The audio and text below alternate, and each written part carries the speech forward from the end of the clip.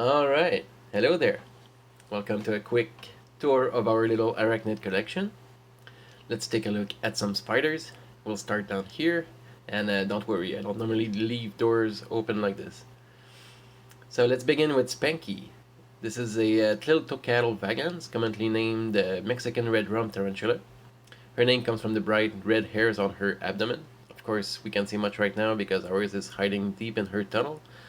And it goes all the way in that back corner over there. But we'll close these and move on to the next one. Here we have Shiva, a Chromatopelma cyaneopubescens, or green bottle blue tarantula. She has some striking blue colors on her legs and carapace, with a very bright orange abdomen, and it's quite a colorful spider. There isn't that much webbing right now, but that's only because we moved her in here not long ago. Soon it's all going to be covered in webs. Let's close and move on to Tippitoes and Avicularia, or pink-toe tarantula. She's a bit timid and just a ball of legs right now, but you can see where she gets her name. Aren't those little pink toes cute? Let's close her door and move on to the next ball of legs. This is Sammy, a Psalmopoeus irminia, or Venezuelan sun tiger tarantula. Sorry, it's hard to get a good shot with all that webbing. She's hiding right now because she molted recently after making us wait almost a year. Normally they molt 2 to 3 times a year depending on the species, and she really took her sweet time with that one. Now for the top shelf. We start with the only member of the collection that is not a tarantula, but it is still an arachnid. It's commonly named a whip spider or a tailless whip scorpion. Its scientific name is Damon Medius, so we called ours Matt Damon. They are non-venomous and harmless to humans, but they're still good hunters.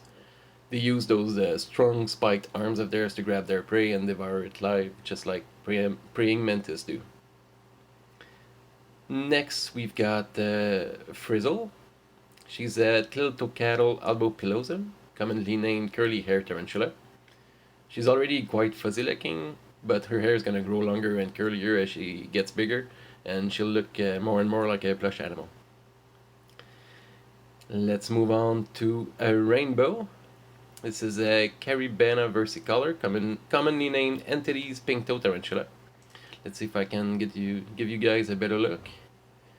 She was all blue before her last molt, but now she's starting to get her adult colors. Let's close this before she decides to take a stroll. Next, we have a spider that, once it gets its adult colors, it's gonna be bright purple and black, and she's gonna look like she's straight out of the 90s, so that's why we named ours Keytar Riffs. Her scientific name is Xenesthis immanis, and she's commonly called Colombian lesser black. She could reach 9 to 10 inches leg span as an adult, and as you can see, she's already quite leggy.